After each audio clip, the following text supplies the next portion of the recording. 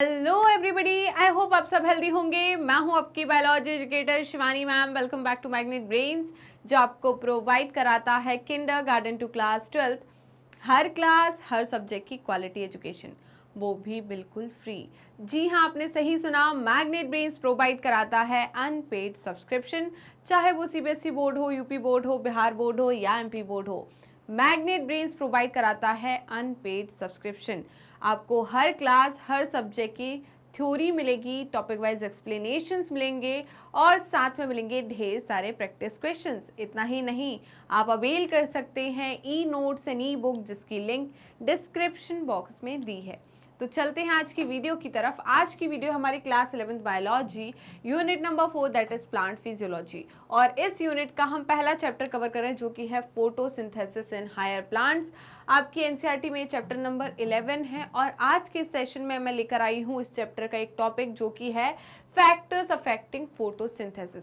ऐसे कौन कौन से फैक्टर्स है जो फोटोसिंथेसिस के रेट को अफेक्ट करते हैं, जैसे कि हम लाइट की बात करें, वाटर की बात करें, CO2 के कंसंट्रेशन की बात करें, तो ये कुछ ऐसे फैक्टर्स है, टेम्परेचर जो है, ये ऐसे फैक्टर्स है जिनकी वजह से जो फोटोसिंथेसिस का रेट है वो इम्पैक्ट होता है, राइट। तो वो सारे के सारे फैक्टर्स हम पढ़ने वाले कि कैसे ये फोटोसिंथेसिस के रेट को अफेक्ट करता है। तो उससे पहले सारे बच्चे अपनी अटेंडेंस लगा दीजिए। अटेंडेंस कैसे लगाना है ये तो आपको बहुत अच्छे तरीके से पता है। कैसे लगाना है अटेंडेंस? वीडियो को लाइक करना है और ज़्यादा से ज़्यादा शेयर करना है अपने दोस्तों, भाई बहन और पड़ोसियों को, जिससे वो भी आपके साथ जुड़ सके और अच्छे से पढ़ाई कर सके, राइट। तो विदाउट एनी फर्दर डिले हम स्टार्ट करते हैं आज का सेशन। तो क्या है an understanding of the factor that affect photosynthesis is necessary, right. तो भाई इसके बारे में पता करना बहुत ज़रूरी है कि कौन से ऐसे फैक्टर है जो फोटोसिंथेसिस को अफेक्ट करते हैं, राइट। इसके बारे में जानकारी लेना बहुत ज़रूरी है। ओके, चलिए। The rate of photosynthesis is very important in determining the yield of plant including crop and crop plants, right। तो बेटा यहाँ पर रेट ऑफ फोटोसिंथेसिस का मतलब क्या होता है? पर यूनिट टाइम में जो फोटोसिंथेसिस हो रही है उसे हम क्या बोलेंगे? Rate of photosynthesis, right. जैसे कि मैं बात करूं रेट ऑफ फोटोसिंथेसिस की, इसकी rate of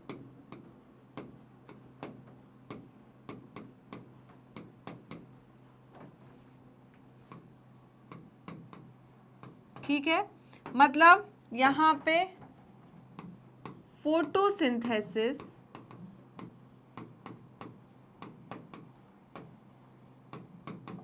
per unit time, इसे हम क्या बोलते हैं? Rate of photosynthesis, right. जैसे कि मैं बात करूं कि 1 आवर में, राइट, मैं यहां पर बात करूं फोटोसिंथेसिस जो है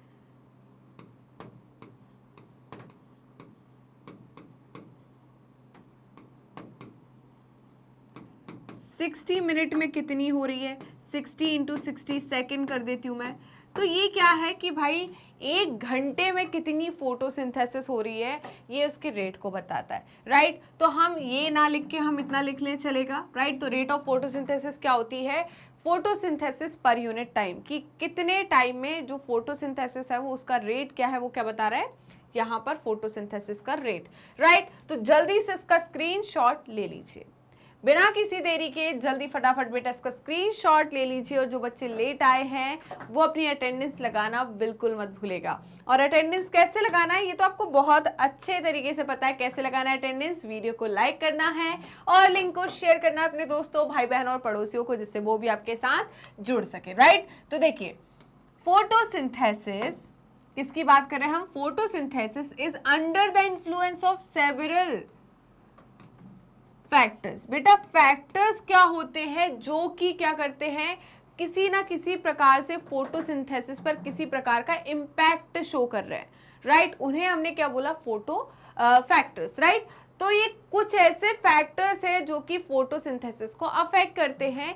ये फैक्टर इंटरनल फैक्टर भी हो सकते हैं, प्लांट के अंदर के भी फैक्टर हो सकते हैं, और एक्सटर्नल फैक्टर्स भी हो सकते हैं, राइट। इंटरनल फैक्टर भी हो सकते हैं, एक्सटर्नल फैक्टर भी हो सकते हैं, फैक्टर कुछ भी हो सकता है, राइट। चलिए, the plant factor include the number अब इंटरनल फैक्टर कौन से हैं जो कि फोटोसिंथेसिस के रेट को क्या करेंगे, जल्दी बताइए, इम्पैक्ट करेंगे। तो यहाँ पर दो प्रकार के फैक्टर्स होते हैं।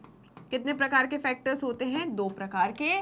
पहला है इंटरनल फैक्टर और दूसरा है एक्सटर्नल फैक्टर, राइट। फैक्टर कितने प्रकार के होते हैं? दो प्रकार के। एक हो गया हमारा इंटरनल फैक्टर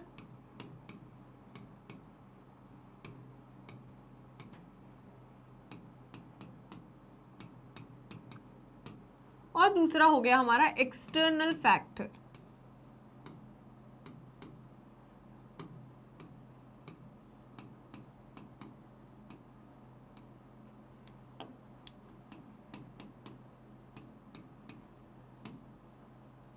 ये क्या हो गया? External factor. इंटरनल फैक्टर क्या होता है? इंटरनल फैक्टर क्या होता है बेटा? Size of leaf, right. Size की बात करें हम leaf, right. Age and orientation of leaves,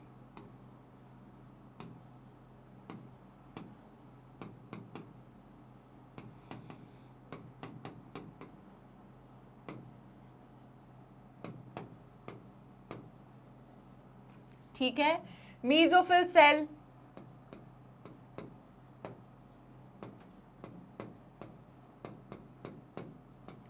and chloroplast sales,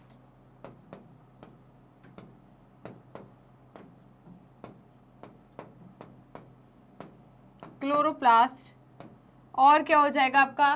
internal CO2 concentration. देखिए बेटा, CO2 कंसंट्रेशन जो है वो इंटरनल फैक्टर में भी आएगा, एक्सटर्नल फैक्टर में भी आएगा।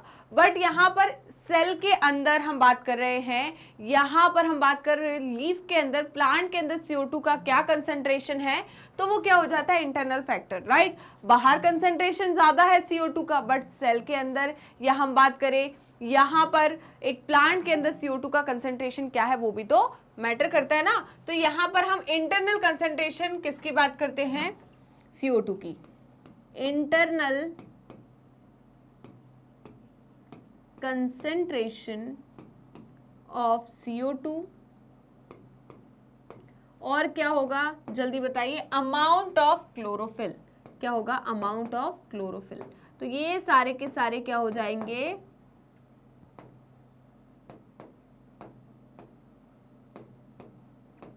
Internal factor, right. External factor में क्या आएंगे बेटा? यहां पर एक्सटर्नल फैक्टर में आ जाएंगे आपका टेम्परेचर,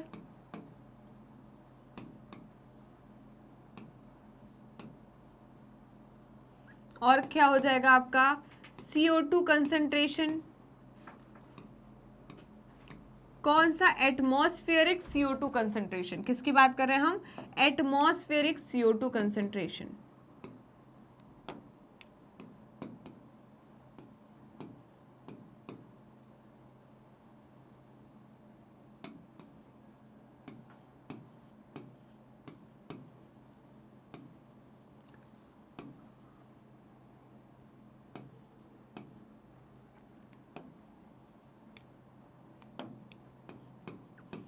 एट CO2 कंसंट्रेशन।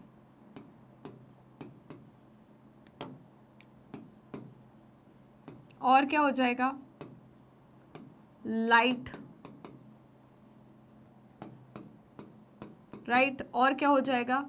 और हो जाएगा आपका लाइट, हो गया वाटर, ठीक है। तो ये क्या हो जाएंगे आपके?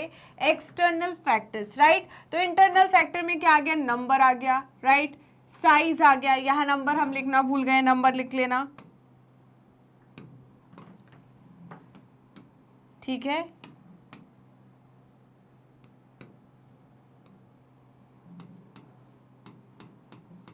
नंबर ऑफ लीव्स, ठीक है। तो यहां पर ये सारे पॉइंट्स हो गए। Number, size, age, orientation of leaf, mesophyll cells, right. क्या? मीजोफिल सेल्स, क्लोरोप्लास्ट, और क्या हो जाएगा आपका इंटरनल CO2 कंसंट्रेशन और अमाउंट ऑफ क्लोरोफिल। तो ये सारे के सारे क्या हो जाएंगे आपके इंटरनल फैक्टर्स। क्या हो जाएंगे? Internal factors. तो जल्दी से इसका स्क्रीनशॉट ले लीजिए। क्या आपने इसका स्क्रीनशॉट ले लिया बेटा? जल्दी बताइए। तो हम आगे चलते हैं। क्या बोल रहे हैं? द प्लांट और internal factors are depend on the genetic, किस पर डिपेंड कर रहे हैं? प्रेडिस्पोजिशन। किस पर? प्रीडिस्पोजिशन पे, राइट। तो यहाँ पर प्लांट और इंटरनल फैक्टर्स जो है वो किस पर डिपेंड कर रहे हैं? जल्दी बताइए। प्रीडिस्पोजिशन पर and the growth of the plant, right. The external factors would include availability of sunlight, temperature, CO2 concentration and water। ये सारे के सारे हम लिख चुके हैं।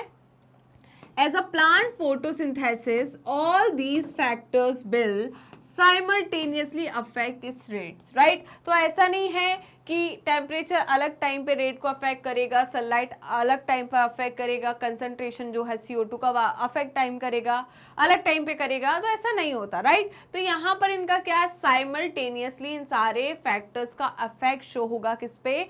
फोटोसिंथेसिस के रेट पर, राइट। तो जल्दी से बेटा इसका स्क्रीनशॉट ले लीजिए।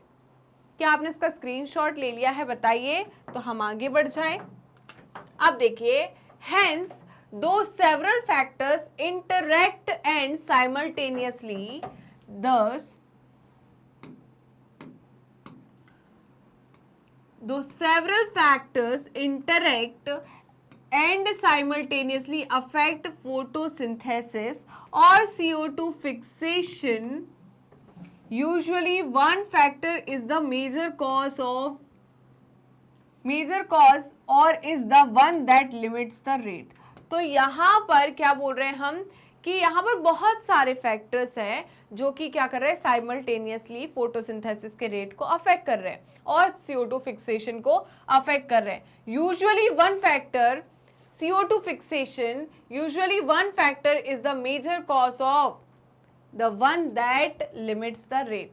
तो CO2 फिक्सेशन या CO2 का कंसंट्रेशन एक वो फैक्टर है जो कि मेजरली इस रेट को क्या करता है? अफेक्ट करता है, right. Hence at any point the rate will be determined by the factor available at the sub optimal levels, right. तो हम यहाँ से इस पे क्या पढ़ेंगे? जल्दी बताइए। फैक्टर अफेक्टिंग में हम क्या पढ़ेंगे?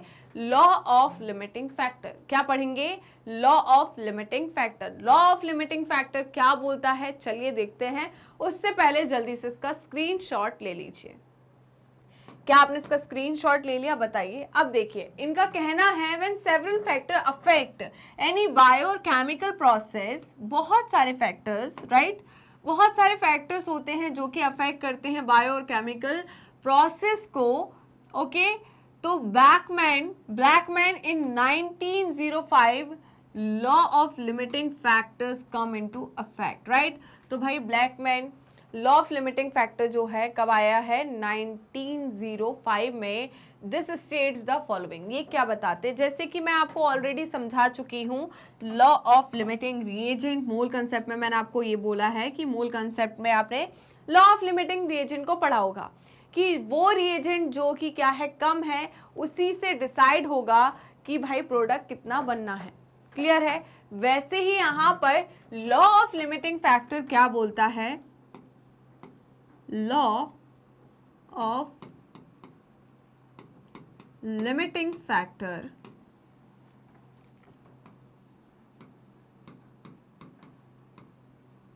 क्या बोलता है? देखिए, जैसे कि सिंपल सी हम बात करें कि यहां पर मैंने क्या लिया है? मुझे बनाने हैं बर्गर। मुझे क्या बनाना? एक बर्गर। तो एक बर्गर के लिए मुझे क्या चाहिए? जल्दी बताइए। बन चाहिए, एक आलू पैटी चाहिए, 1 आलू पैटी, ठीक है। या हम बात करें आलू टिक्की, 1 चीज स्लाइस, है ना। तो हमने यहां पर क्या ली? 1 चीज स्लाइस। इससे क्या बन गया? एक बर्गर बन गया। राइट। अब सिंपल सी बात है कि कोई भी जो कंपनी है वो अपने प्रोडक्ट के साथ थोड़ा ऊपर नीचे नहीं करेगी, क्योंकि अगर उसका टेस्ट बिगड़ा, उसकी क्वालिटी बिगड़ी, तो कंपनी जो है वो लॉस में जा सकती है। कैसे जा सकती है? क्योंकि कोई उससे खरीदेगा नहीं, बोलेंगे यार इसका टेस्ट तो चेंज होते रहता है, मज़ा नहीं आता, कभी आलू पैटी है कभी नहीं है, राइट। तो यहाँ पर इनको क्या करके मेंटेन रखना है अपनी क्वालिटी को। तो एक बर्गर बनाने के लिए इनको 2 बन चाहिए, एक आलू टिक्की चाहिए और एक चीज स्लाइस चाहिए, तब जाकर एक बर्गर बनेगा। बट अब क्या हुआ, जैसे कि मैं बोलूं यहां पर ये 6 क्या है बन, 6 क्या है बन, ठीक है। यहां पर मैं बोलूं 3 जो है वो क्या है, आलू टिक्की,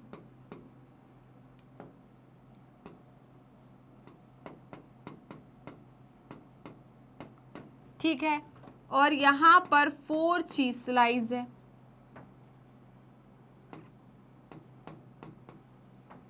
तो आप क्या बोलोगे, इसमें से कितने बर्गर बनेंगे?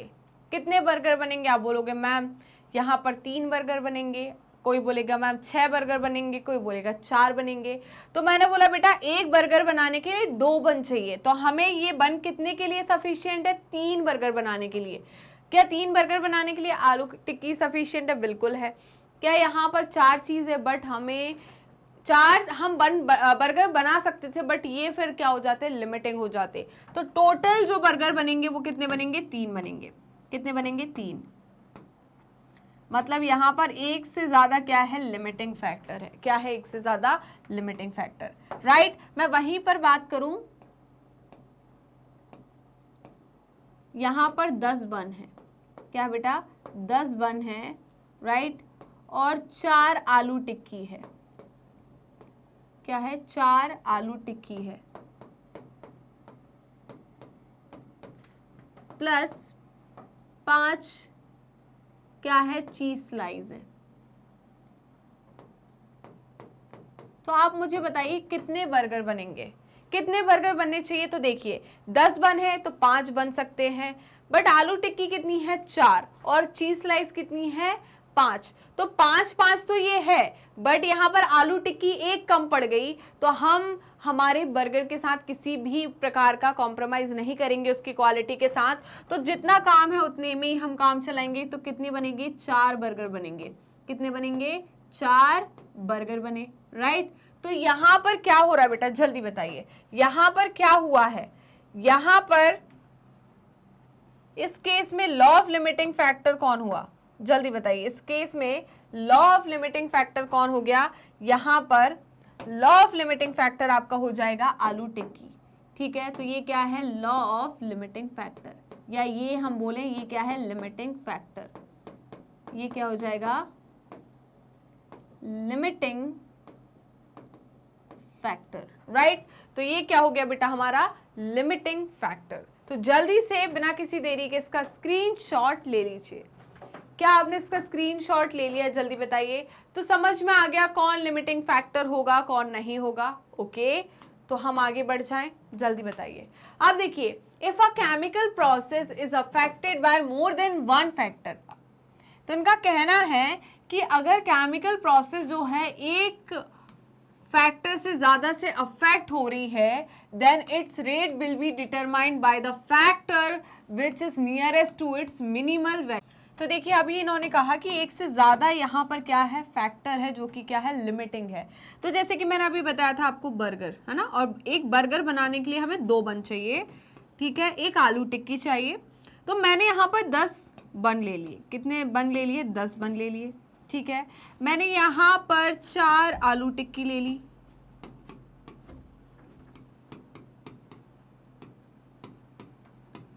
और 3 चीज स्लाइस ले ली, 3 चीज स्लाइस, राइट।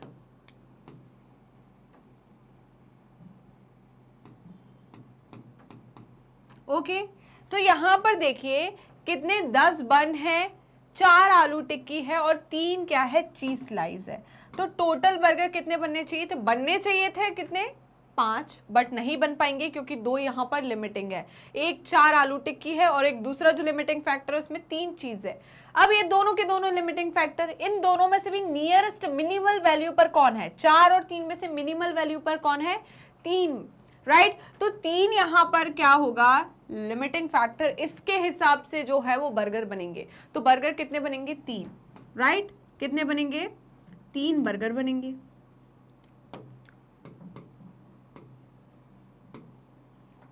है ये दोनों लिमिटिंग फैक्टर, है ये दोनों लिमिटिंग फैक्टर, दोनों लिमिटिंग फैक्टर है।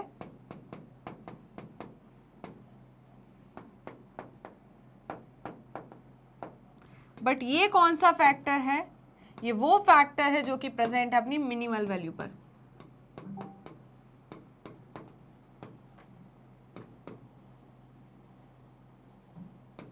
इन्होंने बोला ना, क्या बोला है? Then its rate will be determined by the which nearest to its minimal value. ठीक है, the factor present to its minimal value, right. तो यहां पर जो बर्गर का बनना है वो किस पर डिसाइड होगा? मिनिमल वैल्यू पर, राइट। तो यहां पर बर्गर किसके हिसाब से बनेंगे? ना कि आलू टिक्की के हिसाब से बनेंगे, किसके हिसाब से? चीज स्लाइस के हिसाब से, राइट। तो टोटल कितने बर्गर बनने वाले? 3 बर्गर। तो जल्दी से बेटा इसका स्क्रीनशॉट ले लीजिए। और आगे क्या बोल रहे हैं ये देखिए, it is the factor which directly affect the process of its quantity change, right. तो ये वो फैक्टर है जो कि क्या कर रहा है? डायरेक्ट अफेक्ट कर रहा है किसको? क्वांटिटी को, राइट। यहां पर 5 बर्गर बन सकते थे बट इसने क्वांटिटी को क्या कर दिया? कम। कैसे कर दिया? खुद कम होकर। तो यहां पर अब क्वांटिटी कितनी आ रही है? 3, राइट। तो यहां पर क्वांटिटी क्या हो गई? डिक्रीज हो गई इस लिमिटिंग फैक्टर की वजह से, राइट। तो जल्दी से बेटा इसका स्क्रीनशॉट लीजिए। तो हम नेक्स्ट स्लाइड पर चलते हैं।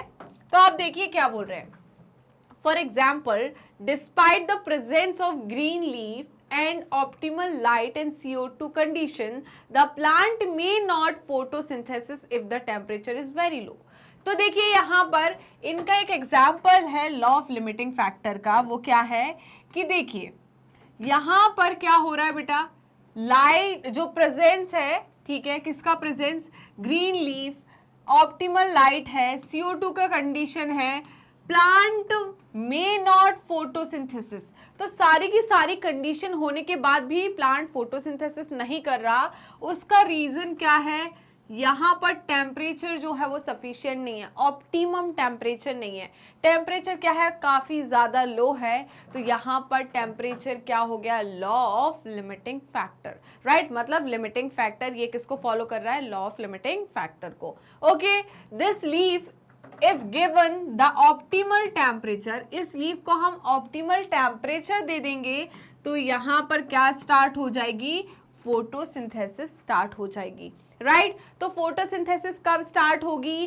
कौन इंपैक्ट कर रहा है? समझ में आ गया। सारी की सारी अच्छी कंडीशन है बट यहाँ टेम्परेचर लो हो गया। टेम्परेचर लो होने की वजह से फोटोसिंथेसिस नहीं हो पा रही। जैसे ही हम ऑप्टिमल टेम्परेचर देंगे फोटोसिंथेसिस क्या होने लगेगी? स्टार्ट हो गई, राइट। क्लियर है? तो जल्दी से बेटा इसका स्क्रीनशॉट लीजिए। क्या आपने इसका स्क्रीनशॉट ले लिया? जल्दी बताइए। तो हम आगे बढ़ जाते हैं। अब देखिए मैं लाइट की बात करती हूं। तो लाइट में आपको क्या याद रखना है? We need to distinguish between light quality, light intensity and the duration of exposure of light, right. तो हमें किसके बारे में डिफरेंस पता होना चाहिए? लाइट की क्वालिटी, कि किस क्वालिटी की लाइट है, लाइट की इंटेंसिटी क्या है और लाइट का ड्यूरेशन ऑफ एक्सपोजर क्या है, राइट। तो ये क्या है? यहां पर इनके बेसिस पर हमने लाइट को क्या कर दिया? डिस्टिंग्विश कर दिया। लाइट की क्वालिटी की अगर मैं बात करूं, कैसे मैम? लाइट की क्वालिटी, रेड लाइट हो गया है ना, ब्लू लाइट हो गया, ग्रीन लाइट हो गया, ऑरेंज लाइट हो गई। तो ये लाइट की क्या है? क्वालिटी हो गई। इंटेंसिटी का मतलब क्या है? यहाँ पर लाइट पर यूनिट एरिया, है ना, कि कितनी लाइट जो है वो एक एरिया पे, पर यूनिट एरिया पे आ रहा है, वो उसकी क्या बता रहा है? इंटेंसिटी को बता रहा है। Duration of exposure of light का मतलब है कि कितनी देर के लिए लाइट पड़ी, है ना। सिंपल सी बात है कि एक हमने बात करी कि मैंने यहाँ पर कौन सी लाइट दे दी, मैंने यहाँ पर दे दी ऑरेंज लाइट या ग्रीन लाइट, तो ये क्वालिटी हो गई लाइट की। मैंने दूसरा क्या दिया, इंटेंसिटी, लाइट की इंटेंसिटी, मतलब मैं बोलूं कि लीव जो है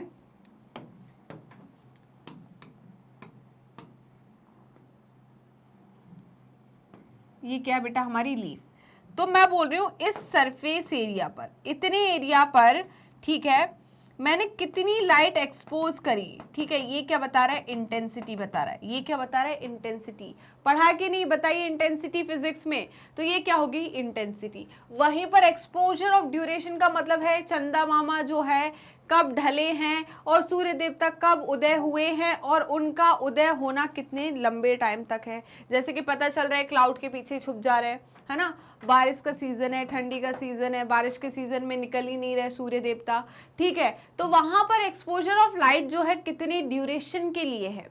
ऐसा है कि 1 मिनट 2 मिनट के लिए आए या घंटे के लिए, 1 घंटे के लिए आए हैं सूर्य देवता जी, या पूरे दिन भर हैं, तो ये क्या है, ड्यूरेशन ऑफ एक्सपोजर। इसके बेसिस पर हमने लाइट को क्या किया, डिस्टिंग्विश किया। While discussing light as a factor that affects the photosynthesis. Light वो फैक्टर है जो किसको अफेक्ट करता है, फोटोसिंथेसिस को अफेक्ट करता है।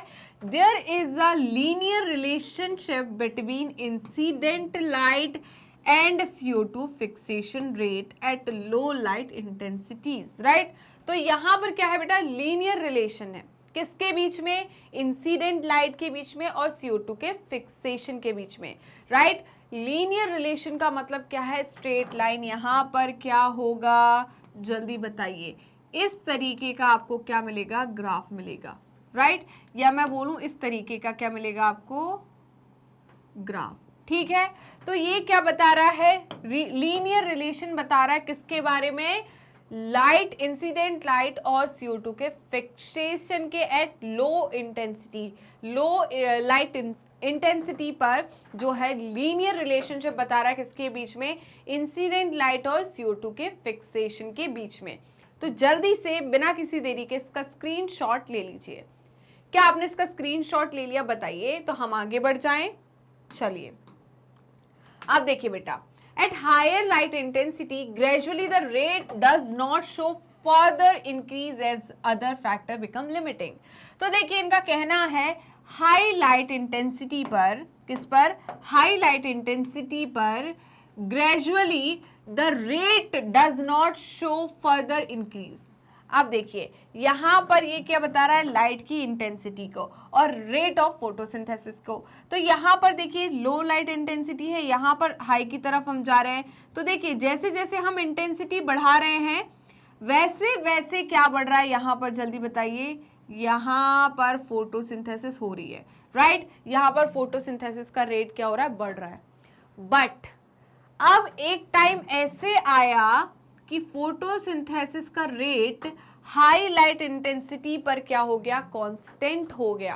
क्या हो गया, कांस्टेंट, क्योंकि इन्होंने बोला not show further increase as other factor become limiting. यहां लाइट लिमिटिंग नहीं हुई, राइट? यहां पर दूसरे फैक्टर जैसे कि मैं टेम्परेचर की बात करूं, वाटर की बात करूं, राइट, तो CO2 कंसेंट्रेशन की बात करूं, तो वो क्या हो गया बेटा, लिमिटिंग हो गया। वो क्या हो गया, लिमिटिंग। लाइट तो यहाँ पर लिमिटिंग नहीं हुई, इनिशियली जब लो लाइट इंटेंसिटी थी तो यहाँ पर ग्रेजुअली इंक्रीज हो रहा था, बट हाई लाइट इंटेंसिटी पर यहाँ पर रेट ऑफ फोटोसिंथेसिस कैसे हो गई, यहाँ पर किसी भी प्रकार का इंक्रीमेंट नहीं देखने को मिल रहा, कांस्टेंट रेट से फोटोसिंथेसिस हो रही है। इसका रीजन क्या है, यहाँ लाइट तो क्या है, सफिशिएंट है, बट दूसरे जो फैक्टर है जैसे कि CO2 का कंसेंट्रेशन, वाटर, टेम्परेचर, वो क्या हो गए, लिमिटिंग फैक्टर, राइट बेटा? चलिए बेटा यहाँ पर हम बात करें, लाइट जो होती है वो बहुत कम ही लिमिटिंग फैक्टर होती है। लाइट बहुत कम ही लिमिटिंग फैक्टर होती, कब होती है, या तो डेंस फॉरेस्ट जैसे कि अमेज़न रेन फॉरेस्ट की हम बात करें जो कि काफी डेंस है, या हम सी के बॉटम में चले जाएं तो वहां पर light as a limiting factor work करेगी। अदरवाइज तो लाइट जो है बहुत रेयर ही लिमिटिंग फैक्टर होती है। वाटर लिमिटिंग फैक्टर हो सकता है, टेम्परेचर लिमिटिंग फैक्टर हो सकता है, CO2 कंसेंट्रेशन लिमिटिंग फैक्टर हो सकता है। सबसे मेन है CO2 कंसेंट्रेशन जो कि लिमिटिंग फैक्टर होता है। तो ये सारे के सारे लिमिटिंग फैक्टर हो सकते हैं, बट लाइट जो है वो रेयरली ही लिमिटिंग फैक्टर होती है। और इसका अगर मैं एग्जांपल पूछा जाए कि कहाँ पर लाइट लिमिटिंग फैक्टर है, तो डेंस फॉरेस्ट में और सी के बॉटम में लाइट क्या होती है, लिमिटिंग फैक्टर, राइट। चलिए, तो what is interesting to note that light saturation occur at 10% of the full sunlight। बेटा क्या है यहाँ पर, जितनी फुल सनलाइट आती है उसके 10% ही जो है वो क्या कर देता है, सेचुरेशन कर देता है। इससे ज़्यादा लाइट चाहिए ही नहीं होती है। आपने PAR के बारे में सुना होगा, राइट। तो यहाँ पर सिर्फ 10% लाइट ही जो प्लांट्स है वो यूज़ कर पाते हैं जितनी आ रही है, ठीक है। तो वो तो लिमिटिंग हो ही नहीं सकती कि भाई आप सिर्फ 10% ही यूज़ कर पा रहे हो, बाकी तो यूज़ कर ही नहीं पा रहे हो, तो कैसे लिमिटिंग होगा। इसीलिए लाइट जो होती है वो रेयरली ही लिमिटिंग फैक्टर होती है, राइट। तो जल्दी से बेटा इसका स्क्रीनशॉट ले लीजिए, जल्दी फटाफट इसका स्क्रीनशॉट लीजिए। क्या आपने इसका स्क्रीनशॉट ले लिया, बताइए। अब देखिए, hence except for plants in shade or in dense forest light is rarely a limiting factor। इनका कहना है except, क्या बोल रहे हैं, except plants in shade or in dense forest, shade में, ठीक है, घने जंगल में, डेंस फॉरेस्ट में, और light is rarely limiting factor in nature, ठीक है। Increase in the incident light beyond the point causes the breakdown of chlorophyll and decrease in the photosynthesis। बेटा अगर हमने इंसिडेंट लाइट को बढ़ा दिया तो ये क्या कर देगा, क्लोरोफिल का फोटो ऑक्सीडेशन कर देगा। क्या कर देगा, फोटो ऑक्सीडेशन, जिससे क्या होगा, क्लोरोफिल पिगमेंट जो है, क्लोरोफिल मॉलिक्यूल जो है उसका स्ट्रक्चर क्या हो जाएगा, खराब हो जाएगा, डैमेज हो जाएगा, और फोटोसिंथेसिस क्या होगी, क्योंकि मेन जो है फोटोसिंथेसिस करा रहा है, मेन पिगमेंट कौन है, क्लोरोफिल ए ही है।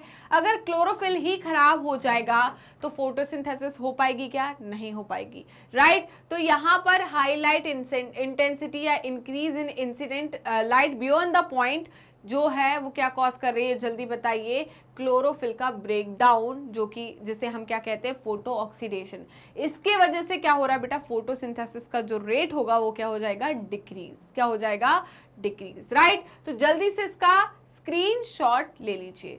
क्या आप सभी ने इसका स्क्रीनशॉट ले लिया है, जल्दी बताइए, क्या आपने इसका स्क्रीनशॉट ले लिया। चलिए, तो इसको हटा देते हैं अपन। बेटा ये वाला जो डायग्राम था, इस डायग्राम में क्या हो रहा है, यहां से लेके यहां तक, राइट, यहां से लेके यहां तक क्या हो रहा है, रेट बढ़ रहा है, और यहां पर मैक्सिमम पे आ गया। यहां पर क्या है, मैक्सिमम रेट ऑफ फोटोसिंथेसिस। यहां पर क्या है, maximum rate of photosynthesis, right.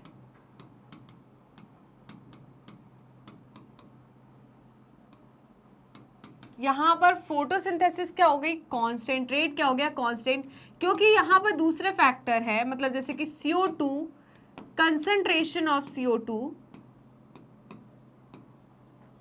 CO2 and temperature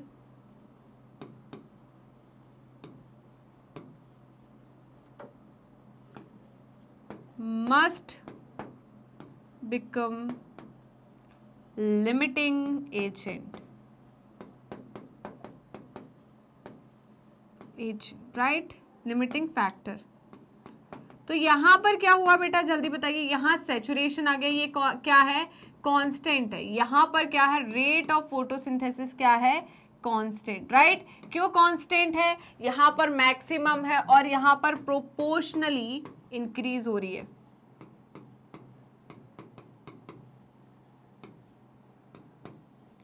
increase, right. जैसे जैसे यहाँ पर क्या हो रही है, लाइट इंटेंसिटी इंक्रीज हो रही है, वैसे वैसे क्या हो रहा है, यहाँ पर बताइए, रेट ऑफ फोटोसिंथेसिस भी इंक्रीज हो रही है। और ये वो पॉइंट है जहां पर मैक्सिमम फोटोसिंथेसिस हो रही है, राइट। और यहाँ पर आकर ये जो फोटोसिंथेसिस है वो कैसी हो गई, कांस्टेंट, राइट। तो जल्दी से इसका स्क्रीनशॉट ले लीजिए। अब देखिए बेटा, ये हो गया हमारा। अब हम बात करते हैं कार्बन डाइऑक्साइड कंसंट्रेशन की, मतलब CO2 कंसंट्रेशन की। CO2 क्या लिमिटिंग फैक्टर है तो कैसे है, तो देखिए, मेजर मैंने लिमिटिंग फैक्टर जो बोला था वो कौन था, CO2 ही तो था। तो यहाँ पर carbon dioxide is the major limiting factor. Real limiting factor कौन है? आपकी लाइट। मेजर लिमिटिंग फैक्टर कौन है? जल्दी बताइए। CO2 for photosynthesis. बेटा इस पॉइंट को गांठ बांध लो, राइट। मेजर लिमिटिंग फैक्टर कौन है? CO2 concentration. Rarely limiting factor कौन है? आपकी लाइट। अब देखिए, the concentration of CO2 is very low in the atmosphere. Atmosphere में बेटा CO2 का कंसंट्रेशन काफी ज्यादा लो है। ओके, बिटवीन कितना है? 0.03 टू 0.04% है, राइट। इतना कम परसेंट है किसका? CO2 का। कहां पर? एटमॉस्फेयर में।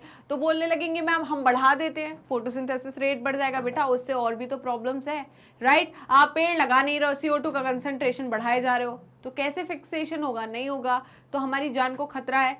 तो यहां पर हाँ, प्लांट्स के लिए लिमिटिंग फैक्टर है, बट ये आपके लिए भी तो खतरनाक है कि नहीं? पॉल्यूशन है कि नहीं इससे?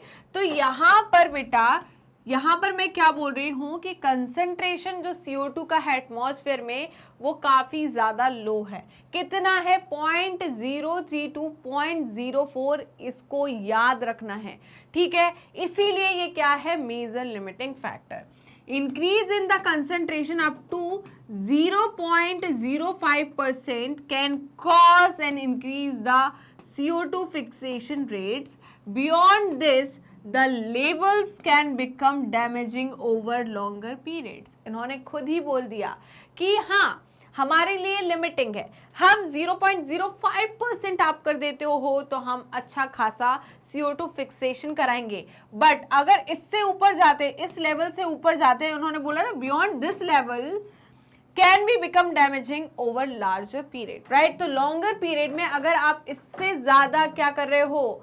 CO2 का कंसंट्रेशन कर रहे हो, तो ये क्या है? डैमेजिंग है। क्या है? डैमेजिंग है, राइट। तो उनको इतना ज्यादा भी नहीं चाहिए, वो लालची नहीं है आप लोगों के जैसे, मेरे जैसे, राइट। चलिए, तो जल्दी से इसका स्क्रीनशॉट ले लीजिए। ओके, क्या आपने स्क्रीनशॉट ले लिया? बताइए। अब देखिए, the C3 and C4 plants हमने पढ़ लिए ना, C3 plants and C4 plants पढ़े कि नहीं? ओके, तो हमने C3 एंड C4 साइकिल पढ़ ली। Plant respond directly to the CO2 concentration. तो C3 प्लांट से जो C4 प्लांट्स है वो डायरेक्टली रिस्पॉन्ड करते हैं किसके थ्रू? किसके लिए? CO2 कंसंट्रेशन के लिए। At low light conditions neither group respond to high CO2 condition। तो यहां पर लो लाइट कंडीशन में कोई भी ग्रुप, चाहे वो C3 हो या C4 ग्रुप हो, वो रिस्पॉन्ड नहीं करते हाई CO2 कंडीशन, राइट। तो इन्होंने क्या बोला? neither group respond to high CO2 condition at high light intensities। both C3 and C4 plants show increase in the rate of photosynthesis। तो बेटा इनका कहना है लो लाइट इंटेंसिटी पे ये हाई CO2 कंसंट्रेशन पे कंडीशन पे भी क्या नहीं कर रहे थे? रिस्पॉन्ड नहीं कर रहे थे, बट हाई लाइट इंटेंसिटी पे C3 plant and C4 plant both जो है वो क्या कर रहे हैं? बताइए। रेट ऑफ फोटोसिंथेसिस को क्या कर रहे हैं? इंक्रीज कर रहे हैं, राइट। क्योंकि यहां पर लिमिटिंग फैक्टर अब क्या हो गया था? लाइट। और यहां पर लाइट भी सफिशिएंट है और CO2 भी सफिशिएंट है, तो यहां पर दोनों क्या करेंगे? रेट ऑफ फोटोसिंथेसिस को इंक्रीज करेंगे, राइट बेटा। तो जल्दी से इसी बात पे स्क्रीनशॉट ले लीजिए और वीडियो को लाइक करना बिल्कुल मत भूलेगा, राइट। चलिए, तो अब हम आगे बढ़ जाते हैं। अब देखिए, what is important to note that the C4 plant, कौन बेटा? C4 प्लांट की हम बात कर रहे हैं। C4 plant show saturation. C4 plant जो है बेटा वो अपना सैचुरेशन शो कर देते हैं किस पर? 360 माइक्रो पर लीटर पर। कितने पर? 360 माइक्रो पर लीटर पर। वहीं पर C3 respond to increase CO2 concentration and saturation is seen only beyond 450 micro per liter, right? तो किसका सैचुरेशन पहले आ जाता है? जल्दी बताइए। C4 का। किसका बाद में आता है सैचुरेशन? C3 का। इनका कहना क्या है? देखिए, C4 plant show saturation at about, किसका सैचुरेशन की बात कर रहे हैं? ये CO2 कंसंट्रेशन की सैचुरेशन की बात कर रहे हैं। तो इनका सैचुरेशन आ जाता है 360 माइक्रो पर लीटर। ओके, हम यहाँ पर वॉल्यूम की बात कर रहे हैं, किसकी बात कर रहे हैं, वॉल्यूम की। तो यहाँ पर 360 माइक्रो पर लीटर पे ये C4 प्लांट जो है वो सैचुरेशन शो कर देते हैं, बट C3 प्लांट जो है वो अपना CO2 कंसंट्रेशन एंड सैचुरेशन जो है वो कितने पे शो करते हैं बताइए, बियॉन्ड, मतलब यहाँ पर 450 माइक्रो पर लीटर से ऊपर ही ये क्या शो करेंगे, सैचुरेशन, राइट। तो देर में किसका सैचुरेशन आता है, C3 का या C4 का, C3 का, राइट। दस current availability of CO2 level is limiting to the C3 plant। तो किसके लिए लिमिटिंग है, सिंपल सी बात है, एक को मैंने दी 2 रोटी, ठीक है, उसकी भूख थी 2 रोटी की ही, एक को मैंने दी 2 रोटी, उसकी भूख थी 4 रोटी की। तो यहाँ पर भूख 4 रोटी की थी उसको, बट उसको मिली 2 रोटी ही, तो उसके लिए रोटी क्या हो गई, लिमिटिंग, राइट। रोटी क्या हो गई, लिमिटिंग, वहां पर उसको कम पड़ गई ना रोटी, बट जो 2 रोटी खाता है उसके लिए तो सफिशिएंट हो गई। तो यहाँ पर जो करंट अवेलेबिलिटी है CO2 की, वो किसके लिए यहाँ पर लिमिटिंग फैक्टर है, C3 प्लांट के लिए, क्योंकि C4 प्लांट जो है अपना सैचुरेशन तो कम पर शो कर दे रहा है, राइट बेटा। तो जल्दी से इसका स्क्रीनशॉट ले लीजिए, जल्दी फटाफट इसका स्क्रीनशॉट लीजिए। क्या आपने इसका स्क्रीनशॉट ले लिया, जल्दी बताइए। तो हम आगे बढ़ जाते हैं। अब देखिए, the fact that C3 plant respond to higher CO2 concentration, right. तो इनका कहना है C3 प्लांट जो होते हैं वो हायर CO2 कंसंट्रेशन पर क्या शो करते हैं, increase rate of photosynthesis leading to higher productivity has been used for some greenhouse crop such as tomatoes and bell pepper, right बेटा। तो इनका कहना है जो C3 प्लांट्स जो है, ठीक है, वो क्या हायर CO2 कंसंट्रेशन पे क्या शो करते हैं, हाई रेट ऑफ फोटोसिंथेसिस। और जब उनको हाई रेट ऑफ फोटोसिंथेसिस कब हो रही है, जब CO2 का कंसंट्रेशन हाई है, तो इससे क्या होगा, हायर प्रोडक्टिविटी होगी, किसकी, C3 प्लांट की। Has leading to use for greenhouse crop, इसीलिए यहाँ पर ग्रीन हाउस क्रॉप में हम इसका यूज कर रहे हैं, जिससे हमें टोमेटो की, बेल पेपर की प्रोडक्टिविटी क्या मिले, ज्यादा मिले।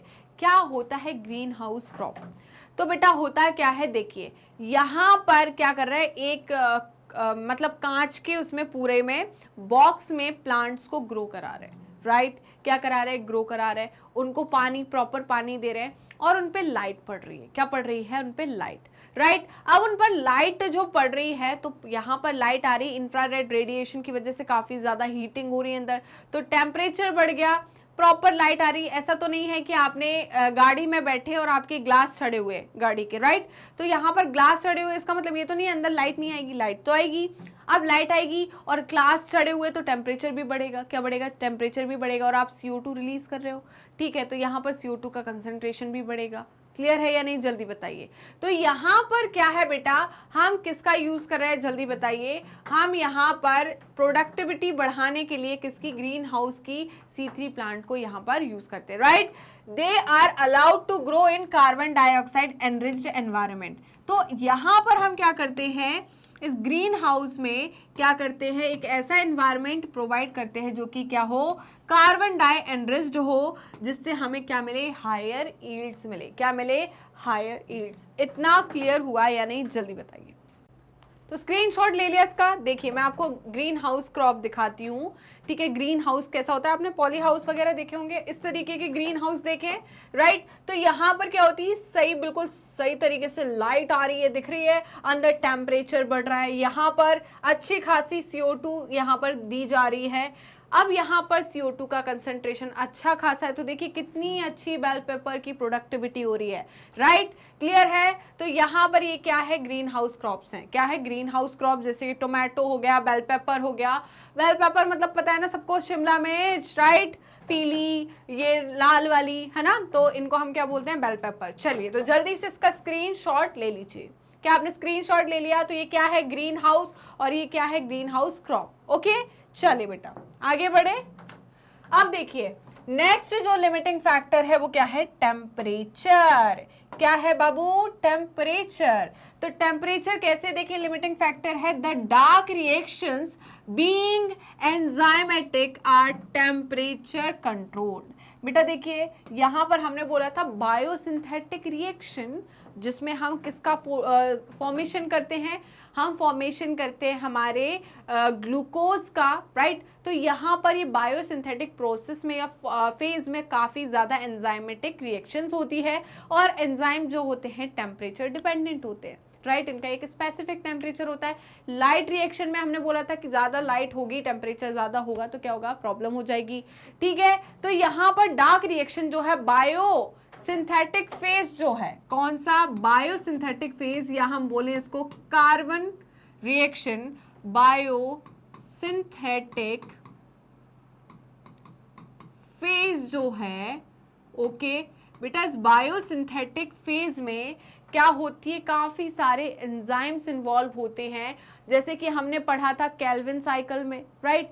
पैपकेज एंजाइम, पैपकेज एंजाइम क्या हो जाता है, इनएक्टिव हो जाता है लो टेम्परेचर पे। हमने बात करी थी रुबिस्को की। तो ये क्या है, एंजाइम्स जो है किस पर डिपेंड कर रहे हैं, टेम्परेचर पे। तो यहाँ पर डार्क रिएक्शन में एंजाइम जो है वो टेम्परेचर के थ्रू कंट्रोल होते हैं।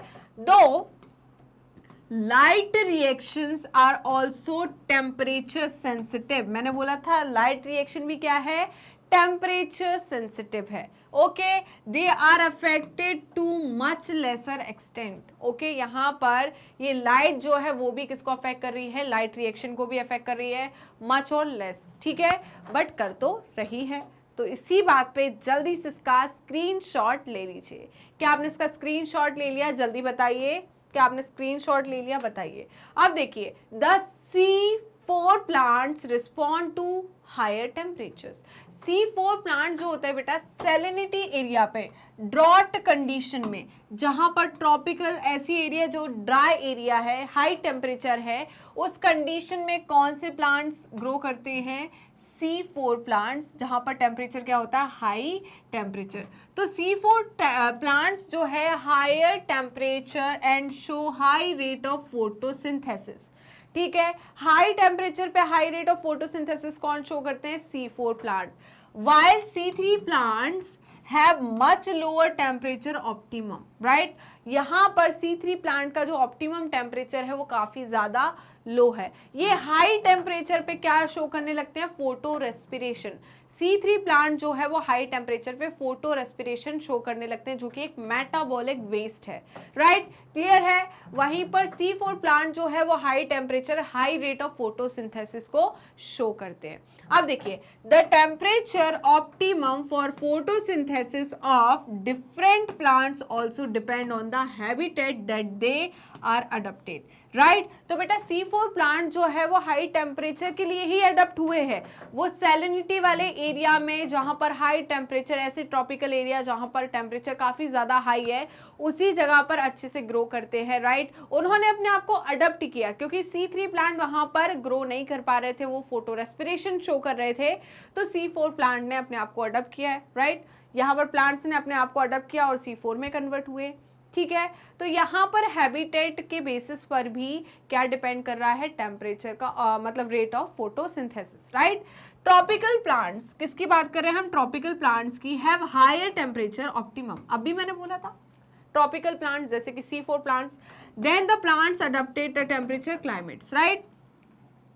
तो इन्होंने कहा है बेटा कि ट्रॉपिकल प्लांट जो है वो शो करते हैं हायर टेम्परेचर ऑप्टिमम, किससे ज्यादा हायर टेम्परेचर ऑप्टिमम शो कर रहे हैं, show then that of plant adapted to temperate climates. तो टेम्परेट क्लाइमेट्स में जो प्लांट है उनके कंपैरिजन में जो ट्रॉपिकल प्लांट्स है उनका जो टेम्परेचर ऑप्टिमम है वो क्या है, हाई है, राइट। तो C4 प्लांट जो है वो हाई टेम्परेचर पे ज्यादा प्रोडक्टिविटी शो करेंगे as compare to C3 plant. हम फिर पूछे कि यहाँ पर सैचुरेशन, CO2 सैचुरेशन बात करें हम या CO2 कंसंट्रेशन की बात करें, तो लो कंसंट्रेशन पे ज्यादा प्रोडक्टिविटी कौन दे सकता है, C3 प्लांट या C4 plant, C4 plant. C3 plant की जो हम बात करें सैचुरेशन पॉइंट है वो कितने पे आता है, बियॉन्ड 450 माइक्रो पर लीटर, वहीं पर C4 का आता है 360 माइक्रो पर लीटर पर, राइट बेटा। तो जल्दी से इसी बात पे इसका स्क्रीनशॉट ले लीजिए। चलिए, क्या आपने इसका स्क्रीनशॉट ले लिया, बताइए। अब हम बात करते हैं वाटर की, किसकी बात करते हैं, वाटर, राइट। तो even though water is one of the reactant, क्या है बेटा, वाटर जो है वन ऑफ द रिएक्टेंट है in the light reaction. Light reaction में यहां पर वाटर क्या है, एक रिएक्टेंट है। आपने देखा, हमने बोला था क्या, ऑक्सीजन इवॉल्विंग कॉम्प्लेक्स जो होता है वो क्या करता है, वाटर का ब्रेक डाउन करता है, वाटर को ऑक्सीडाइज करता है और उससे क्या निकालता है, H+ ion, protons, electrons and O2 के फॉर्म में रिलीज कर देता है ऑक्सीजन को, राइट। और इन्हीं इलेक्ट्रॉन को फोटो सिस्टम 2 को देता है, क्योंकि फोटो सिस्टम 2 के इलेक्ट्रॉन कहाँ चले गए, फोटो सिस्टम 1 के पास। तो हम वहां इसको रिएक्टेंट के जैसे यूज कर रहे हैं, किसको, लाइट रिएक्शन में, किसको, वाटर को। द इफेक्ट ऑफ वाटर, किसका इफेक्ट, वाटर का, the effect of water as factor is more though its affect on the plant rather than directly on the photosynthesis. ठीक है, ये किसको अफेक्ट करता है बेटा, देखिए इन्होंने कहा है the affect of water as a factor is more though its affect on the plants, ठीक है, rather than directly on the photosynthesis. अब देखिए, water stress cause the stomata to close, hence reducing the CO2 availability. तो ये directly ना इतना मैं बात करूं, डायरेक्टली इतना अफेक्ट ना करके इनडायरेक्टली ज्यादा अफेक्ट कर रहा है। जैसे कि मैं बात करूं, हाई टेम्परेचर है, राइट, हाई टेम्परेचर है, तो हाई टेम्परेचर है तो ट्रांसपिरेशन का रेट ज्यादा होगा, ट्रांसपिरेशन का रेट ज्यादा होगा तो क्या है, स्टोमेटा अपने आप को क्लोज कर ले रहे कि वाटर लॉस ज्यादा ना हो। अब वाटर लॉस ज्यादा ना हो उसके लिए जो स्टोमेटा है वो क्लोज हो गया, और CO2 की एंट्री कहां से होती है, उसी स्टोमेटा के थ्रू। अब जब स्टोमेटा क्लोज होंगे तो CO2 एंटर हो पाएगा क्या अंदर, नहीं हो पाएगा। तो यहाँ पर CO2 की जो अवेलेबिलिटी है वो क्या हो जाएगी, रिड्यूस, और रेट ऑफ फोटोसिंथेसिस भी क्या हो जाएगा, रिड्यूस, क्योंकि मेजर लिमिटिंग फैक्टर ही कौन है, CO2 है। कौन है, CO2, राइट। तो जल्दी से बेटा इसका स्क्रीनशॉट ले लीजिए, राइट। अब दो में हम किसकी बात करें, इफेक्ट की बात कर रही हूं, किसकी बात कर रही हूं, इफेक्ट की, ठीक है। किसकी बात कर रही हूं मैं, दो इफेक्ट की बात कर रही हूं, एक है रेड ड्रॉप इफेक्ट और दूसरा है इमर्शन एनहेंसमेंट इफेक्ट। पहला कौन सा है, रेड ड्रॉप इफेक्ट, और दूसरा है immersion enhancement effect. Red drop effect क्या होता है, ठीक है, रेड ड्रॉप इफेक्ट की बात करूं, पहला है रेड ड्रॉप इफेक्ट। क्या होता है रेड ड्रॉप इफेक्ट, तो बेटा देखिए यहां पर मैं रेड ड्रॉप इफेक्ट की बात करी, व्हेन, यहां लिखे यहां पर, when plant is illuminated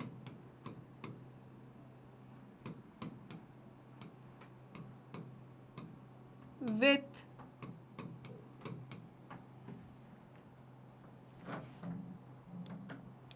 illuminated by far red light, far red light, मतलब किसकी बात कर रहे हैं हम, बियॉन्ड 680 नैनोमीटर की लाइट का, है ना, मतलब 700 nanometer, right, beyond 680 nanometer light, right.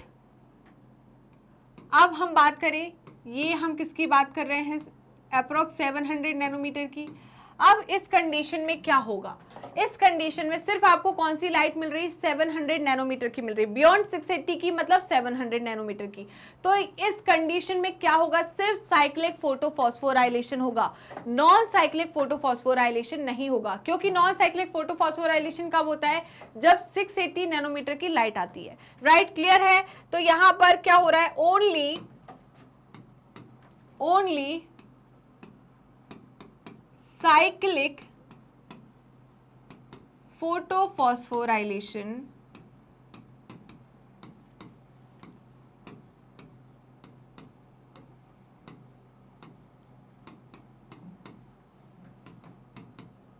Work, ठीक है, कौन काम कर रहा है सिर्फ बताइए, only cyclic photophosphorylation works, right.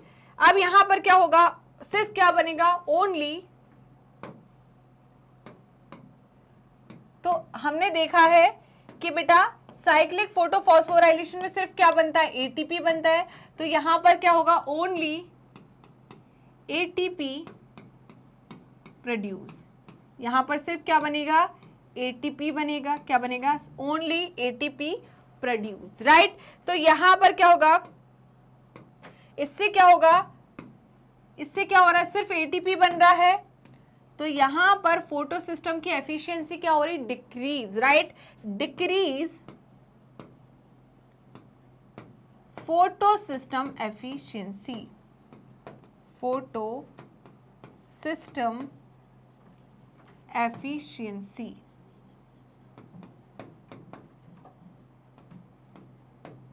ठीक है, तो जल्दी से बेटा इसको नोट कर लीजिए, जल्दी फटाफट इसको नोट कीजिए।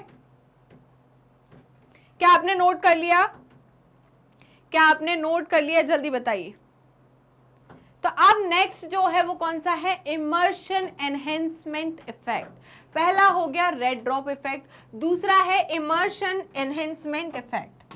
दूसरा जो है वो कौन सा हो जाएगा, इमर्शन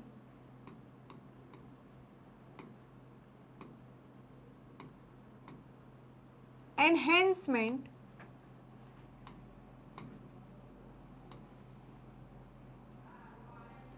इफेक्ट। ठीक है, ये क्या होता है, इमर्शन एनहेंसमेंट इफेक्ट क्या होता है, इसका मतलब है व्हेन प्लांट illuminated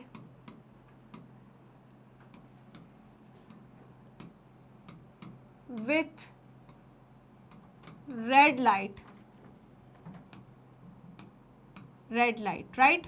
इसका मतलब कौन सी लाइट, 680 नैनोमीटर की लाइट। अब सिंपल सी बात है, 680 नैनोमीटर की लाइट है तो 700 नैनोमीटर वेवलेंथ की लाइट भी होगी, होगी कि नहीं होगी। और इस कंडीशन में क्या होगा, जल्दी बताइए, इस कंडीशन में क्या होगा, साइक्लिक फोटोफॉस्फोराइलेशन वर्क्स। क्या करेगा, साइक्लिक या नॉन साइक्लिक, कौन काम करेगा, नॉन साइक्लिक। तो यहां पर लिखना also 700 nanometre wavelength available.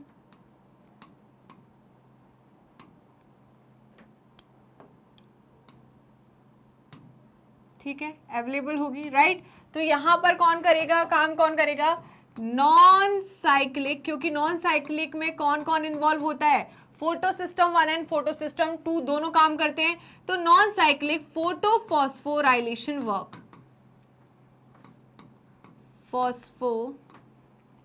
Photophosphorylation works, right. अब यहां पर क्या काम कर रहा है, जल्दी बताइए। इससे क्या होगा, दैट प्रोड्यूस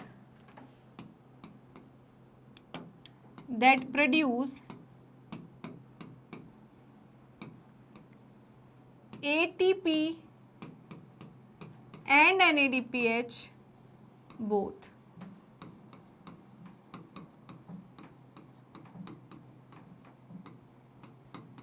ठीक है, इससे क्या हो रहा है,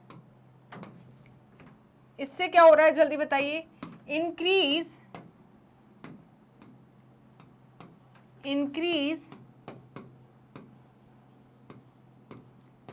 फोटो सिस्टम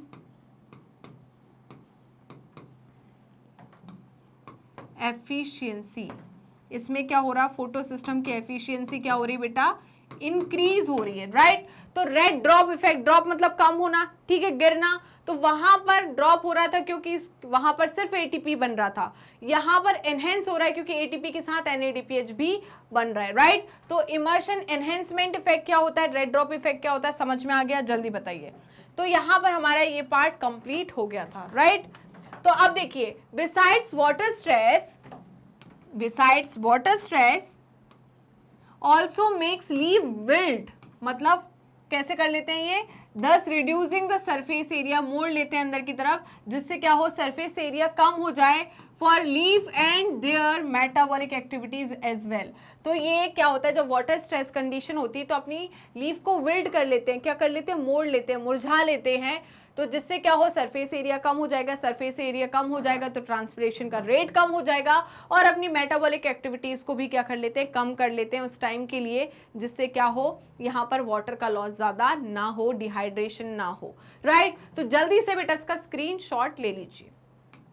क्या आपने इसका स्क्रीनशॉट ले लिया, बताइए। तो यहीं पर हम खत्म करते हैं law of limiting factor, right. I hope आपको हर एक लिमिटिंग फैक्टर अच्छे से समझ में आ गया होगा। तो वीडियो अच्छी लगी तो लाइक कीजिए, शेयर कीजिए, सब्सक्राइब कीजिए, कमेंट करना बिल्कुल मत भूलिएगा। तो आप हमें YouTube चैनल पर तो ऑलरेडी फॉलो कर रहे होंगे, ऐसा मैं सोच रही हूं, और अगर अभी तक आपने YouTube चैनल को सब्सक्राइब नहीं किया है तो किस बात की देरी, जल्दी फटाफट पहले YouTube चैनल को सब्सक्राइब कर दीजिए एंड बेल आइकन को क्लिक कर दीजिए, जिससे डेली बेसिस पर आपको नोटिफिकेशन मिलते रहे, डेली बेसिस पर आप recorded videos as well as live session attend कर सके। इसके अलावा आप हमें फॉलो कर सकते हैं हमारे पेज पर। तो पेज को फॉलो करने के लिए सिंपली आपको गूगल या क्रोम पर जाना है एंड वहां टाइप करना है मैग्नेट ब्रेन्स।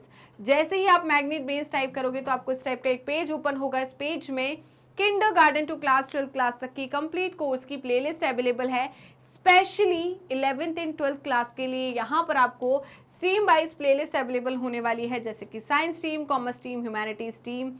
एंड यहाँ पर हम प्लेलिस्ट में क्या क्या चीज़ें आपके लिए लेकर आए हैं, तो हम यहाँ पर इंक्लूड करते हैं प्लेलिस्ट में एनसीईआरटी की थ्योरी, वो भी topic wise with advance theory, जो कि आपको कॉम्पिटिटिव एग्जाम में ज़रूरी है बट आपके एनसीईआरटी में नहीं दिए। इसके साथ ही हम लेकर आए हैं आपके लिए NCERT solution, MCQs, MIQs, one shot revision, quick revision and daily practice question, जिससे आपका हर एक चैप्टर ना कि सिर्फ कंप्लीट हो बट अच्छे से कंप्लीट हो। इसमें हर एक चीज आपकी कवर हो जाए, थ्योरी ही नहीं, आपका जो क्वेश्चन वाला पार्ट है, एमसीक्यूज वाला पार्ट है और रिवीजन वाला पार्ट, राइट, जिससे आपकी स्टडी काफ़ी ज़्यादा स्मार्ट बनने वाली है। इसके अलावा आप हमें फॉलो कर सकते हैं हमारी ऑफिशियल वेबसाइट पर, दैट इज www.magnetbrains.com, और आप हमसे जुड़ सकते हैं हमारे सोशल मीडिया हैंडल्स के थ्रू, जैसे कि Facebook, Instagram, Twitter, Telegram and WhatsApp. आप अवेल कर सकते हैं e notes and E book, जिसकी लिंक डिस्क्रिप्शन बॉक्स में दी है। तो चलते हैं मैग्नेट ब्रेन्स के टॉप कोर्सेज की तरफ। उससे पहले जान लीजिए कि मैग्नेट ब्रेन्स के 2 चैनल है, Hindi medium channel and English medium channel. Hindi medium channel पर हम क्लास 6 to 12 क्लास तक के कोर्सेज कराते हैं, वहीं पर इंग्लिश मीडियम चैनल पर हम किंडरगार्टन टू क्लास 12 के कोर्सेज कराते हैं। इन दोनों चैनल पे कौन कौन से कोर्सेज कराते हैं वो भी देख लीजिए। तो यहाँ पर आपको सीबीएसई बोर्ड की प्रिपरेशन कराई जाती है। किसकी? सीबीएसई बोर्ड की। क्या सिर्फ सीबीएसई बोर्ड की प्रिपरेशन कराई जाती है? क्या मैग्नेट ब्रेन्स का प्लेटफॉर्म स्टेट बोर्ड्स वाले बच्चों के लिए नहीं है? तो ऐसा बिल्कुल नहीं है, क्योंकि मैग्नेट ब्रेन्स सीबीएसई बोर्ड के साथ स्टेट बोर्ड को भी इंक्लूड करता है, जैसे कि Delhi board, Bihar board, UP board, MP board, Rajasthan board. इसके साथ ही वैदिक maths, crash course and spoken English, ये सारे के सारे टॉप कोर्सेज मैग्नेट ब्रेन्स आपको हाई क्वालिटी एजुकेशन के साथ 100% फ्री में प्रोवाइड कराता है। जी हाँ, मैंने यही कहा और आपने सही सुना, मैग्नेट ब्रेन्स प्रोवाइड कराता है अनपेड सब्सक्रिप्शन। तो जुड़े रहिए मुझसे और मैग्नेट ब्रेन्स से। मिलते हैं नेक्स्ट वीडियो में, तब तक के लिए बाय बाय।